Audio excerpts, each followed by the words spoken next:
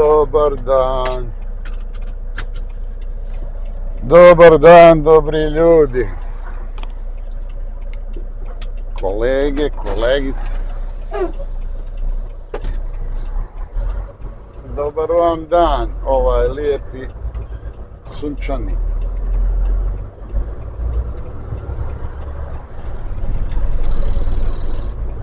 Utorak ili utornik.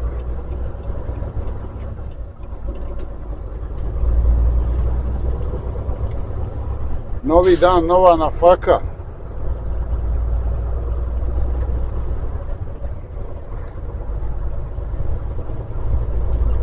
Dan je skoro isti kao i juče. Predivan. Predivan. Ja ću naravno na početku videa,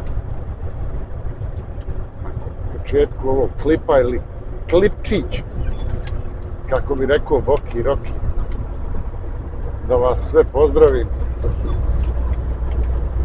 da vam zaželim lijep i ugodan dan, da ste mi svi živi i zdravi, veseli.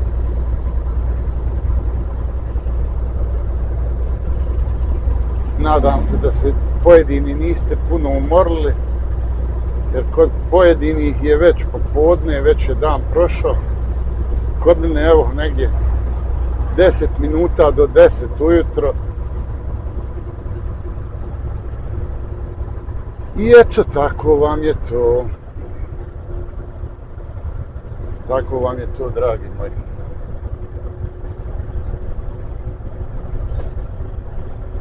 Vozim jutros.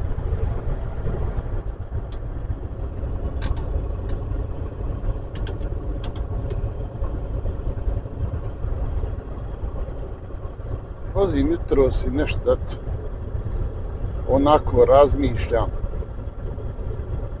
kao što je opšte poznato, da mi vozači, šoferi, kako god nas zvali,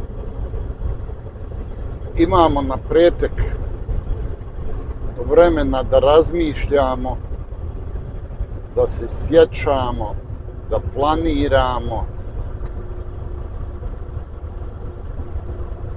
I od svega toga najviše nekako, bar ja, ne znam, većina, ali od svega toga, od sve ti neke 3-4 opcije,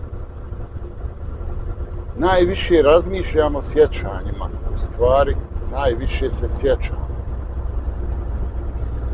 Da li zato što su me godine polako stigle, da li zato što sam jedan veći period života imao lijep život, prelijep život, sretan život. Da li zato što neke loše stvari koje su mi se izdešavale i koje su pokvarile tu moju sreću i taj moj lijep život, ili je nešto drugo, ne znam. Vjerujte mi. Uglavnom, eto, jutros je niko ovaj dan takav kakav je, lijepo vrijeme, nema razloga ni zašta ružno, a ja sam opet nekako, eto, melanholičan. Nekako sam sjetan. Umjesto sretan, ja sam sjetan. Doduše, jutro sam gledao neki video od jednog svog kolege, dole iz Mostara, koji je bio isto tako logoraš koji i ja. Samo što je on jadan imao goru sreću nego ja. On je promijenio 5 logora, a ja sam promijenio 2. I tako slušajući njega te neke priče, te neka sjećanja, neke doživljaje ružne, koje bi svi mi koji smo prošli kroz tako nešto, najradije bi kad bi mogli to izbrisati. Da je mozak Bogdom kompjuter, pa da možeš ući u sistem i ono delete. Delete dat jebeni taj file. Ali ne može. Vas da to stoji u mozgu, vas da to kopka, vas da to zajebava i ne može čovjek da zaboravi. Neću vas tužiti, neću vas daviti, ni u logoru, ni u ratu. Već dovoljno sam vas davio u jednom ili dva videa, 3 o tome. Samo eto, pričam onako šta mi je i kako mi je i šta me nešto spičilo.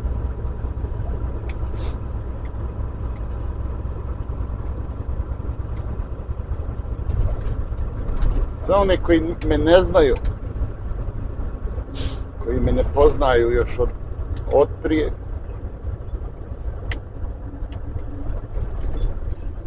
ja sam rođen u Zenici te 1965. godine i bio sam prvo dijete u svojih roditelja. Kasnije, nakon 4 godine, sam dobio i mlađeg brata, koji je i danas, hvala Bogu, dobar, živ i zdrav. Tako da smo bili nas dvojica što se tiče djece. Nismo imali sestara ni braće više.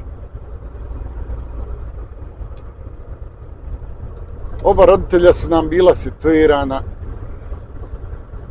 Mama je bila rahmetli stari kov one učiteljice, tad u to vrijeme, tih nekih 60-ih godina, ona je završila osnovnu školu, pa je kasnije završila učiteljsku školu u to vrijeme 60-ih godina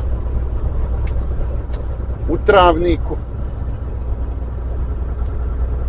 I čitav život je radila kao učiteljica, kao direktor škole, ali većinu života nikad nije volila administraciju. Čitav život je samo htjela da bude u razredu i da bude s djecom. Čitav život je posvetila djeci. Ja kao njezin sin je najbolje znam. Mada mnogi njezini učenici, generacije i roditelji od tih učenika uvijek su govorili da je to jako lijepa žena, dobra žena, pametna, da zna sa djecom, ali je bila onaj stari kov učiteljice, jedna od onih učitelja ili učiteljica koja je bila stroga, tražila je znanje, razumjela je djecu, ali povrh toga bila je pravedna. I nikad neću zaboraviti. Kad je došao dan da ode u penziju, toliko je to njoj teško palo da niko nije mogao vjerovati da će ona to tako teško podnijeti. Jer ona je živjela za tu djecu i ona je čitav život, 42 godine je ona radila kao učiteljica. I 40 i nešto godina ona je provodila skoro svaki dan s djecom. I to uđe u krvi, sami znate kad radite neki posao čitav život. Uđe to u krv tokom godina i onda ti bez toga ne možeš. Sjetim se često koliko bi moj stari rahmetli prigovarao ponekad mojoj mami kad je ovako raspust, ljetni raspust, pa obično to je vrijeme godišnjih odmora, i stari bi rahmetli uzmi godišnji u to vrijeme, pa se išlo na more, išlo se na planinu ili ne znam ni ja gdje, ili se jednostavno ostajalo kući. Ali ako smo kući, ako ne idemo nigdje, ili prije odlaska na more ili poslije dolaska s mora, u našoj kući, u stvari u stanu, je uvijek bilo po 2, 3, 5 djece koje je mama učila, ili ih nije učila, učile je drugi učitelji, ali većinom koje je ona učila, dolazili su na instrukcije kod moje mame. Naravno, nikad ništa nije naplaćivala i nikad ništa tako sebi nije dozvolila. Nego eto, voljela je da joj dođu djeca, da im pomaže, da ih priprema, neke za popravni, neke zato što je osjećala potrebu da im treba još nadogradnje. I stari bi uvijek u šali reci, da sam znao nikad ne bi učiteljicu oženio. Vazda djece po kući, mada je on volio da strašno djecu. Ali eto, malo ga je kopkalo to. Nekad kad treba da se ide negdje ili godišnji ili ovo ono, mama se uvijek izvlačila na to, pa ne mogu djecu ostaviti, pa doće mi djeca, treba mi im ovo, treba mi ono. Onda je on kasnije, tako s godinama, pošto je i on bio situiran, fakultetski obrazovan, a iznad svega volio je matematiku i ekonomiju, i on je bio zadužen od strane moje mame da djeci daje instrukcije iz matematike ili iz fizike. I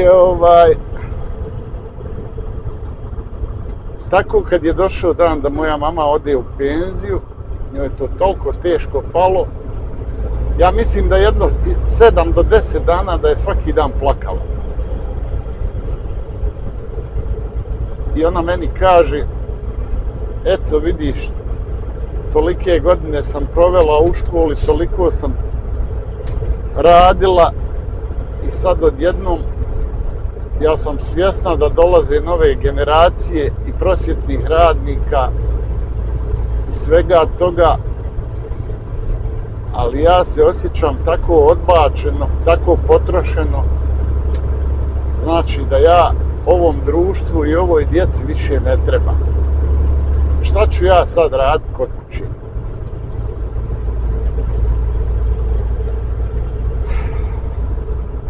Sve je to bilo u redu, polako je se privikavala na to, nalazila neke svoje hobije. Jako je voljela cvijeće, pa je gajila cvijeće. Družila se sa svojim tim kolegicama.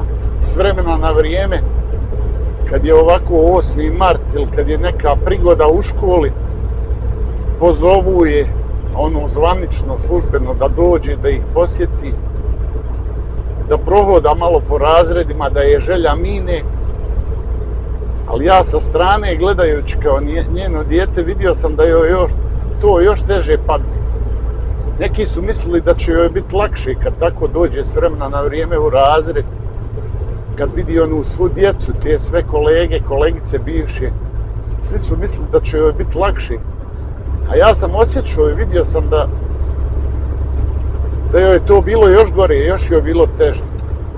Onda kad prođe taj neki dan toga, te posjete, onda ona po nekoliko dana se nije osjećala dobro.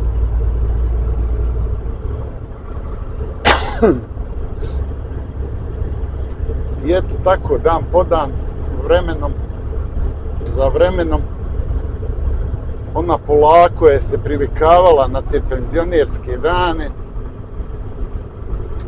Sve je bilo okej.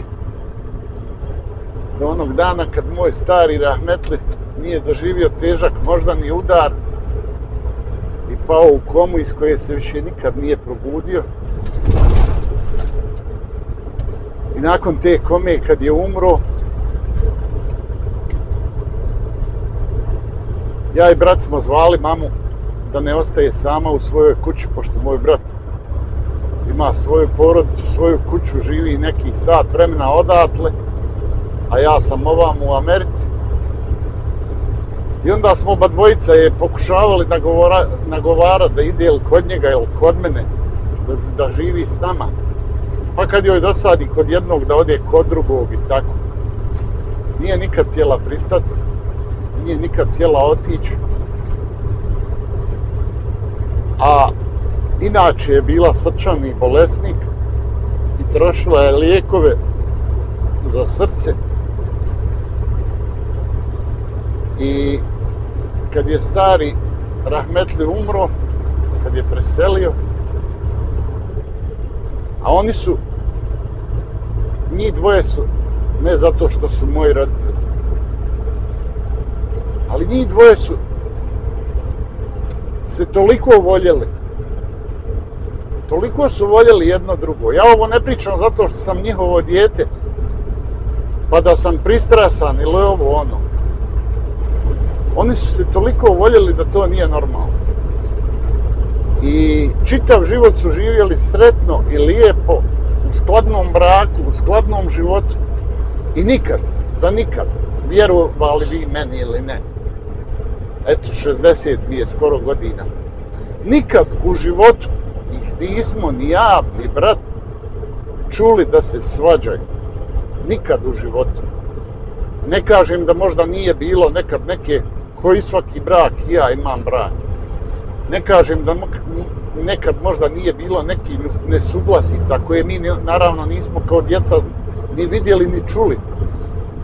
Ali iako je bilo, oni su to vjerovatno rješavali daleko od naših očiju. Kažem, nikad nismo prisustvovali, nikad nismo čuli, ali pretpostavljam da je nekad bilo, ali su oni to vješto ne skrivali, nego mislim rješavali na civilizovani ljudski način, daleko od očiju djece.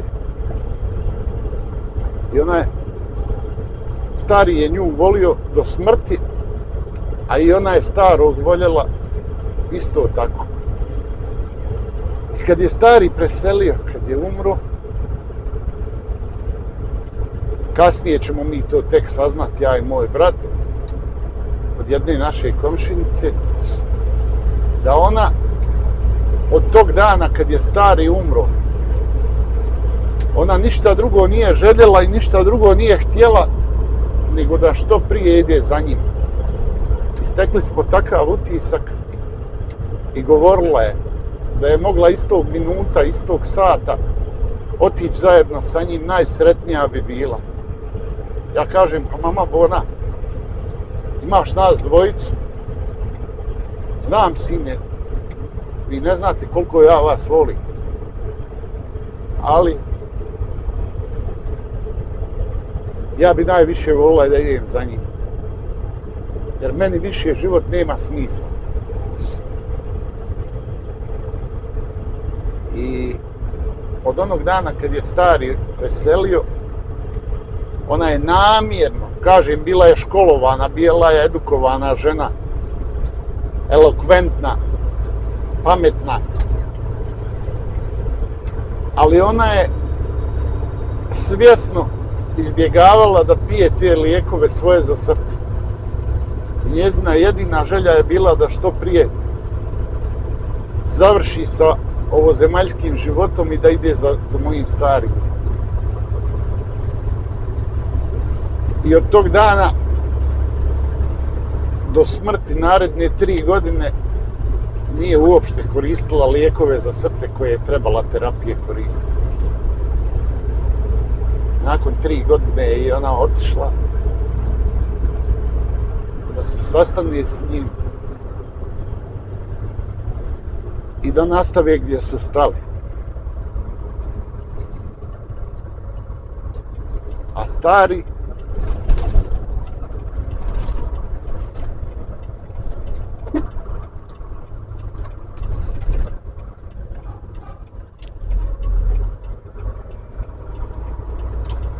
moj stari je bio posebna priča.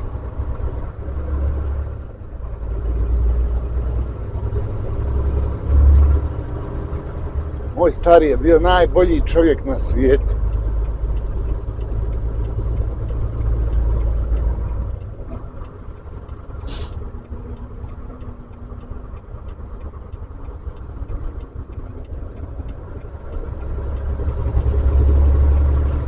I onakvi se više ne rađaju nikad.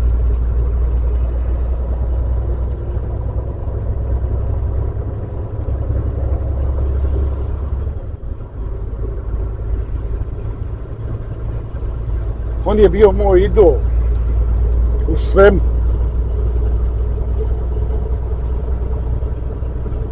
To je bio čovjek koji skoro nikad, ama baš nikad nije povisio glas.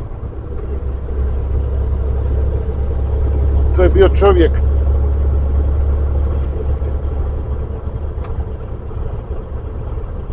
koji je bio staložen, pametan, školovan, kojeg ni život nije mazio. Još u onom ratu, Drugom svjetskom ratu, ostao je kao ratno siroče, bez oca. I onda, kao jako mali, mislim kao jako mlad, počeo je da se bori za život, da se školuje, da radi.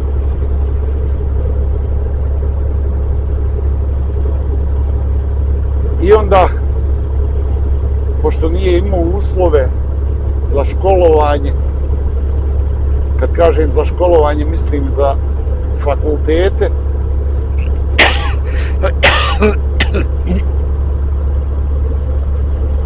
završio je osnovnu školu i završio je, slagat ću vam, 2 ili 3 srednje škole različite. Završio je saobraćajnu, završio je tehničku. Imao je jako velikog talenta za crtanje. Imao je talenta za sve, za šta god je htio da radi, za sve imao talenta. I onda kasnije, kad je se oženio, uz rad i uz podizanje porodice, s tim što je i mama imala posao i on je imao dobar posao, ali uz to sve on je i dalje se školovao, pa je prvo završio višu školu, kasnije je završio fakultet.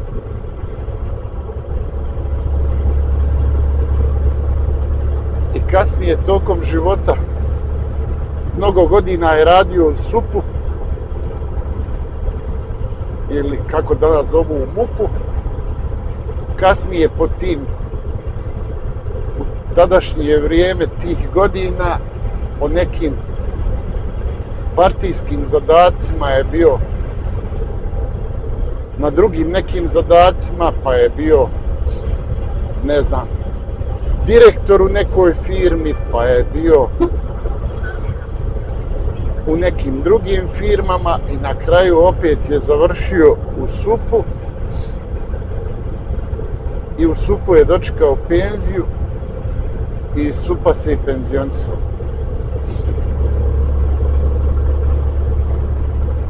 Inače je bio iz rata je izišao kao kapetan.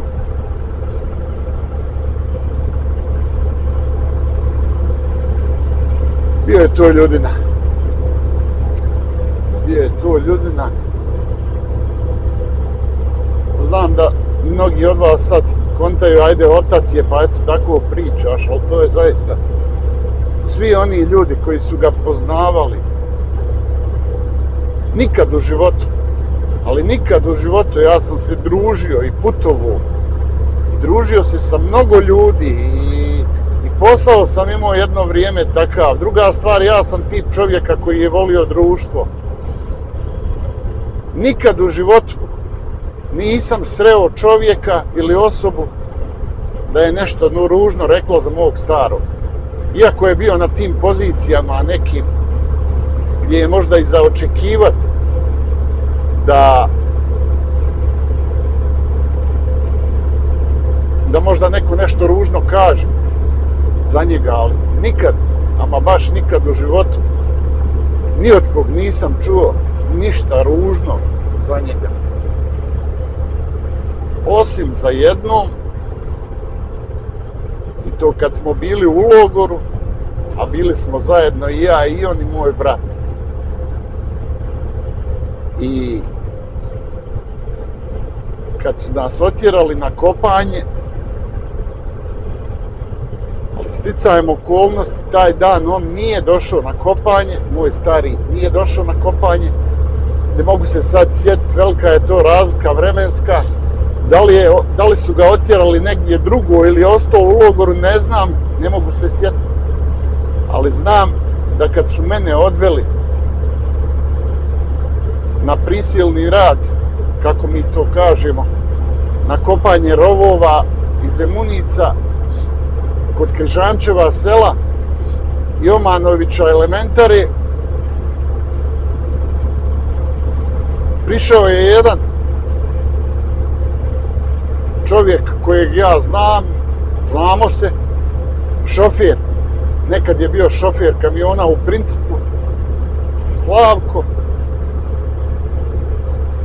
i prilazi i pita gdje je Paša. To je moj stari.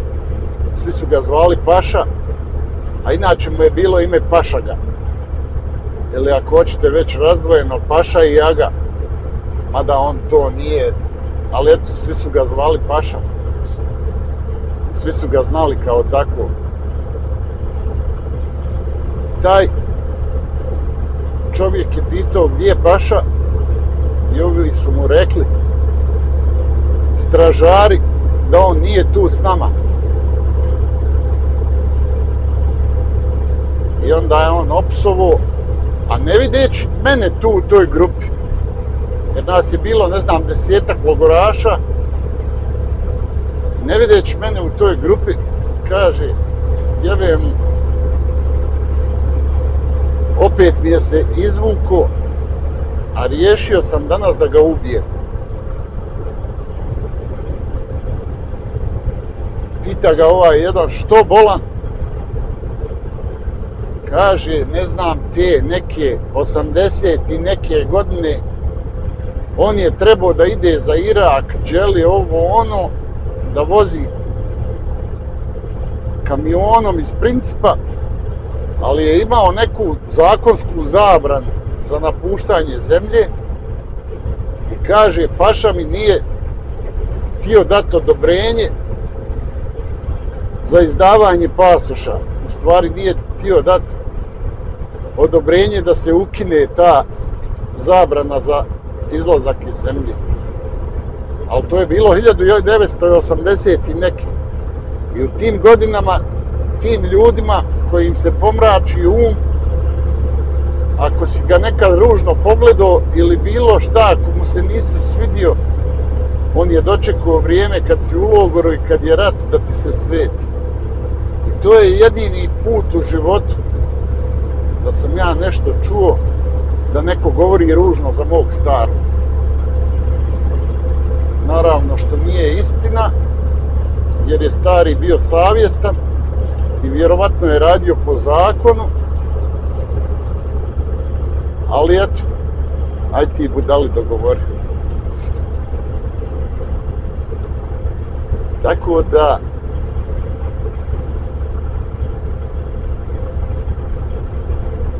moj stari je bio legenda. Moj stari je bio i drug, i otac, i sve živo što postoji na zemaljskoj kugli.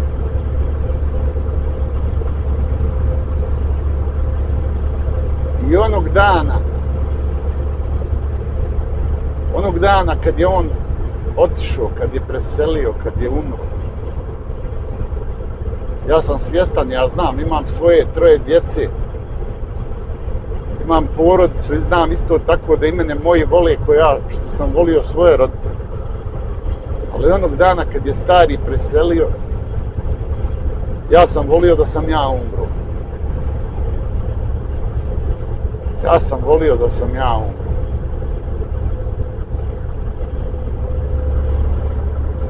I eto tako, izvinjavam se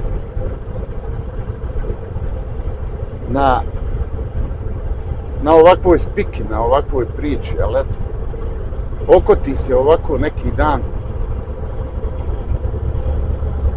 kad te spiči, kad te spuca neka sjećanja, neko zrnce memorije, pa ti otvori sve prozore tih sjećanja. I onda čitav dan samo razmišljaš o tome, čitav dan prebireš po sjećanjima,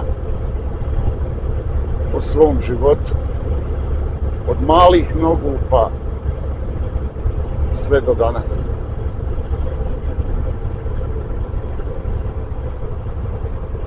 Jebi ga.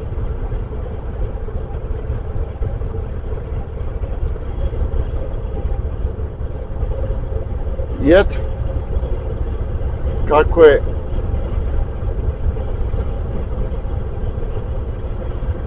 kako su oboje otišli, kako su oboje umrli, ja više nisam išao u Bosnu dole. Evo, već ima 8 godina. Jednostavno mi se ne ide. Ne mogu reći da me ne vuče nešto da idem dole. Ali kad odem dole, znam, rećete imaš brata, znam, sve je to u redu, ja i moj brat se non stop smo u kontaktu, jako smo bliski. I uvijek smo bili. Ali ja jednostavno ne mogu, nemam želju da idem dole. Jer kad odem dole, vidim te nišane, vidim te mezarove, grobove, kako god hoćete nazovite. Ispričam se, isplačujem se. I kad se vratim ovamo, onda mjesec dana ne mogu sebi doći. Jer me jako košta. I onda tako da sam sebe lažem, sam sebe varam, svaki put odgađam taj odlazak. Evo, moja žena već 3 puta ide dole u Bosnu bez mene, jer ja ne mogu, ja kažem idi koliko god možeš, idi kad god hoćeš i kad god možeš. Ti bar imaš i oca živog, imaš 2 brata dole. Kad god poželiš idi, ali molim te nemoj mene zvati. Budi mjesec, 2, koliko želiš budi, ali molim te mene nemoj zvati. I eto, to nešto prelomi u čovjeku, da nekako, da li da se to slegne, da li da promijeni način razmišljanja, da li to godine učine svoje, ne znam, ne mogu vam na to odgovoriti, ali u zadnje vrijeme sve više i sve češće razmišljam o povratku. I o želji koja mi se javila u skorije vrijeme unazad, gdje jako silno želim, pošto već eto polako ulazim u te godine, i u zadnje vrijeme toliko silno želim da jednog dana kad dođe vrijeme da umrem, da me ukopaju pored njih.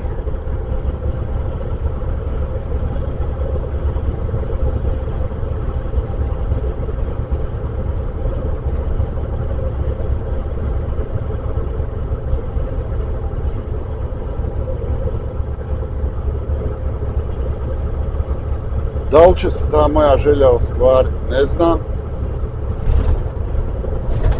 Kažem, često razmišljam o tome, često planiram.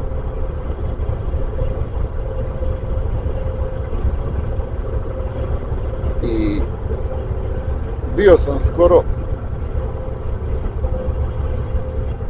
na pragu te realizacije i odlučio sam da se vratim u Bosnu i ja i žena.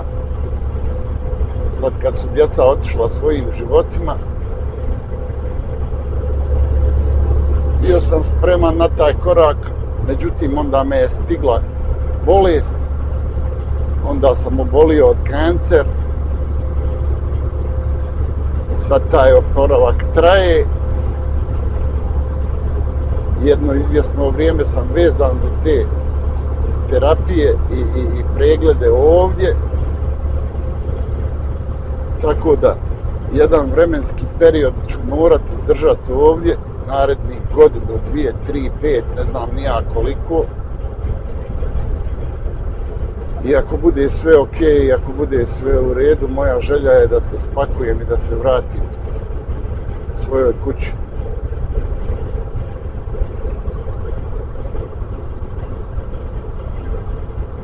Kažem vam, dođe tako taj period u životu, da li čovjek sazrije ili nešto prelomi u svojoj glavi, ko će mu ga znati?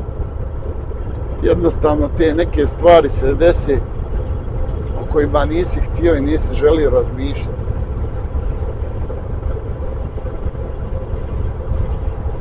I jebi ga.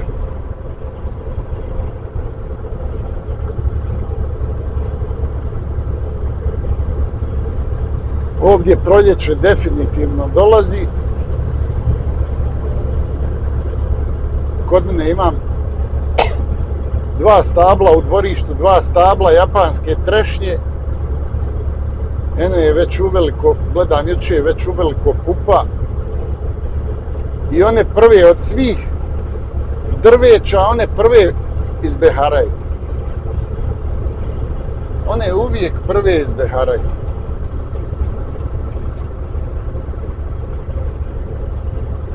Znači, proljeće definitivno stiže, a i ova zima mi je dodijala kao nikad do sad.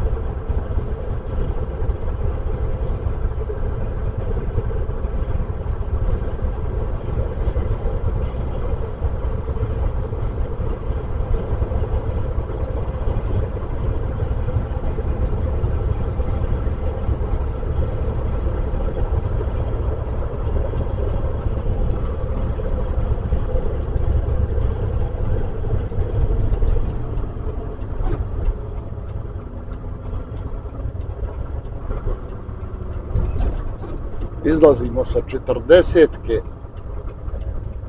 I-40 i uključujemo se na 109, na 109 prema Galatinu.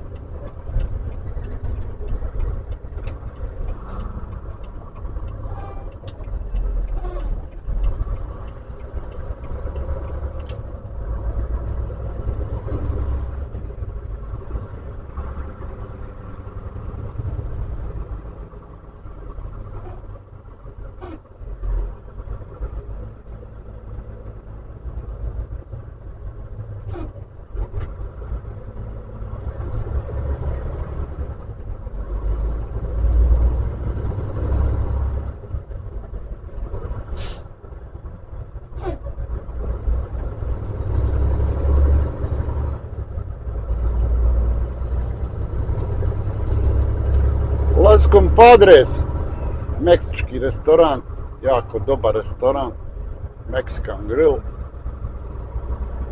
Los Compadres.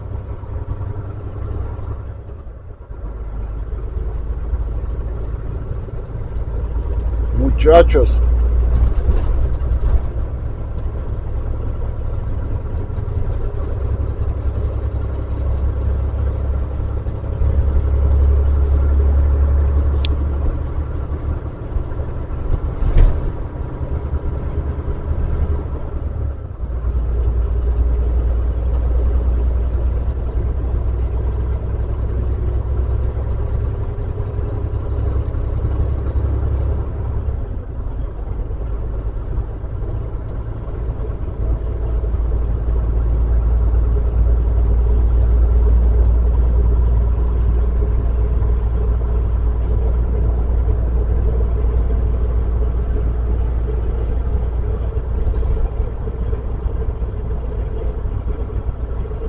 Tako vam je to, moji drugovi, drugarice.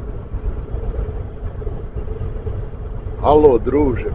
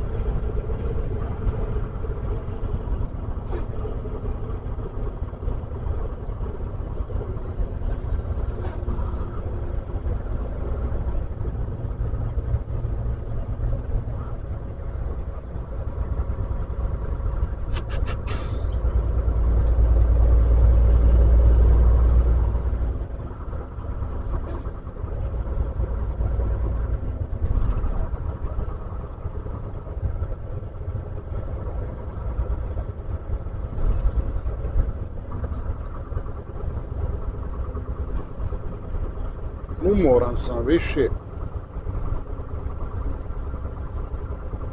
od onih nakih YouTube videa,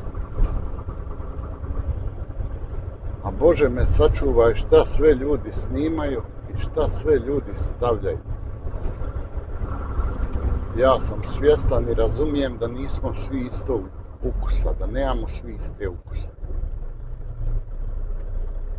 Ali koliko budaleštine i poganštine i svega ružnog ima na onim videima, pa to nije normalno.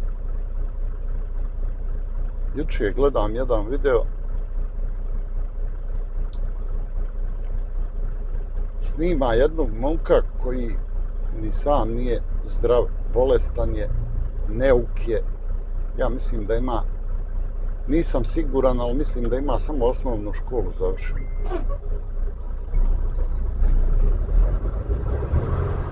I njega su neki majmuni koji su sa njim, koji ga koriste pošto je za njeg pokretana pomoć za liječenje, pošto je to dijete jako bolesno. I mnogi su se zalijepili za njega da bi se oni lično koristili, ne da bi njemu pomogli, nego da bi se oni lično koristili. Što humanitarnim tim akcijama, što pomoći, što snimanjem da bi imali više pregleda, lajkova, pičke materne, Boga oca. Taj zadnji snimak je jedan i taj koji ga je snimao upravo iz tih razloga, da bi imao što više pregleda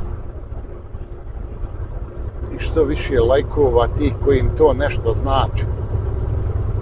I već 4, 5, 6 videa on njega voda ko cirkuskog medu sa sobom i snima ga. I usput proseje oba dvojica. Jučer gledam video,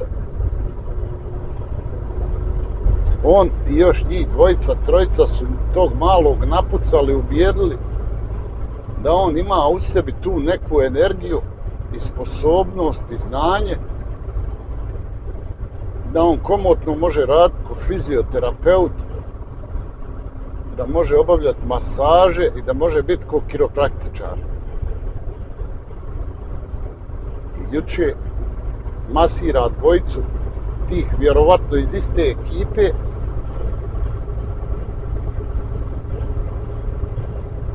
nekom je to smiješno, ali ono je grozota. Ono je strahota gledat šta je sve ljudski um spreman da uradi za neku korist.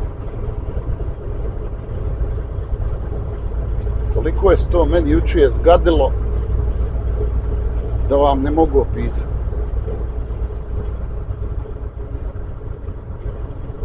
Prvo, taj momak, taj mali, nije on ni školovan. Drugo, nije on sposoban. Treće, nema on pojma. Četvrto, njemu treba pomoć. I na način na koji ga ovi potpucavaju i lože, on će jednog dana, to dijete će jednog dana nekom nanijeti ogromnu štetu. Ne kažem ne zato što bi to dijete želilo da nekom nanese štetu i da je zao. Nego su ovi krmci, ovi idioti koji su ga ubijedili da on to zna i da dobro radi, on će biti ubijeđen da je to tako i on će nekom poremetiti nerve, poremetiti kosti, poremetiti živce. Izvaliti nekom ruku iz ramena, vrat mu, kičmu, će ostati nepokretan. Oni nisu svjesni šta rade. Koja je to stoka i na šta je to sve spremno da uradi.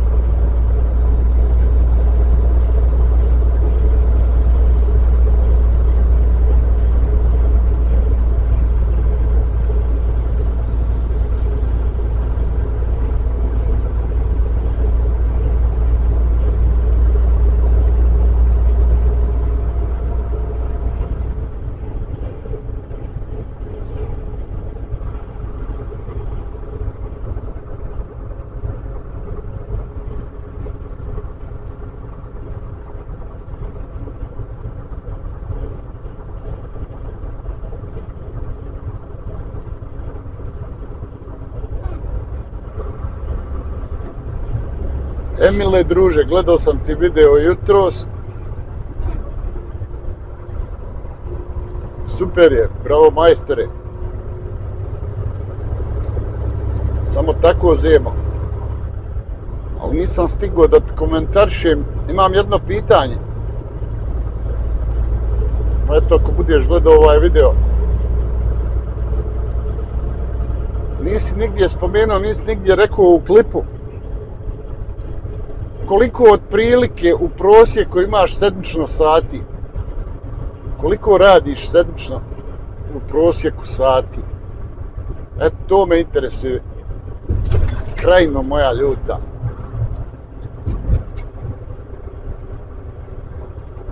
Gledaj ribe što se izbacuje. Riba počela raditi.